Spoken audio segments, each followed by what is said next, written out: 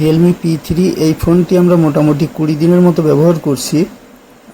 এই ফোনটিতে আজকে একটা 808 MBর মতো সিকিউরিটি প্যাচ আপডেট এসেছে।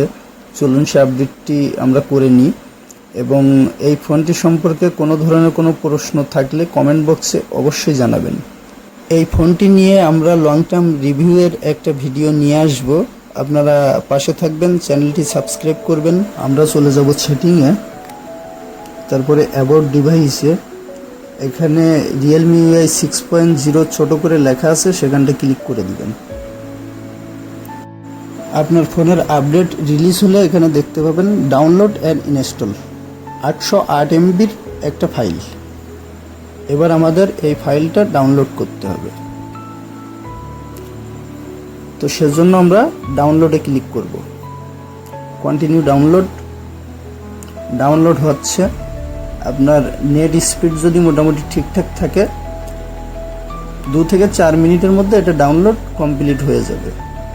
ডাউনলোড কমপ্লিট হওয়ার পরে এটা অটোমেটিকলি ইনস্টল নিয়ে নেবে। এই দেখুন ইনস্টল নেওয়া শুরু হয়ে গেছে। ইনস্টল হতে মোটামুটি 3 থেকে 5 মিনিটের মতো সময় লাগবে, একটু অপেক্ষা করুন। কোনো কিছুই করার দরকার নেই, অটোমেটিক ইনস্টল হয়ে যাবে। ফাইলটি ইনস্টল করার জন্য আপনার ফোনের চার্জটি মোটামুটি 50%-এর উপরে রাখবেন। ভিডিওটি যদি কোথাও ভালো লেগে থাকে একটা লাইক দিবেন, কমেন্ট করবেন এবং চ্যানেলটি সাবস্ক্রাইব করে নেবেন। তাহলে এরকম ইনফরমেটিভ ভিডিও আমরা আরও নিয়ে আসতে পারবো। ওএস আপডেট অথবা সিকিউরিটি আপডেট ফোনে রিলিজ হলে সে আপডেটটা করতে আমরা অনেকেই ভয় পাই যে গ্রিন লাইন চলে আসবে কি না, সেজন্য আমরা আজকে এই ভিডিওটি তৈরি করেছি। দেখুন কথা বলতে বলতে ফাইলটা আমাদের প্রায় ইনস্টল হয়ে গেছে, শেষের পথে।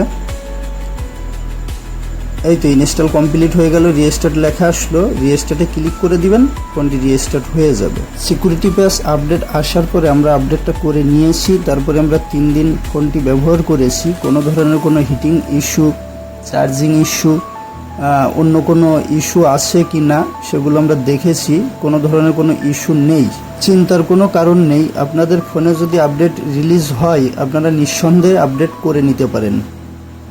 দেখুন আমাদের ফোনটি রিস্টার্ট হয়ে গেল, পারফেক্টলি ফোনটা আমাদের আগের মতোই কাজ হচ্ছে। আপনার ফোনের কোনো ধরনের ডেটা লস হবে না, কোনো ফটো ডিলিট হবে না, অথবা কোনো ফাইলও ডিলিট হবে না। আপনি নিঃসন্দেহে আপডেটটি করে নিতে পারেন। যাওয়ার আগে চ্যানেলটি অবশ্যই সাবস্ক্রাইব করে দিবেন এবং ভিডিওতে একটা লাইক করে দিবেন। ধন্যবাদ।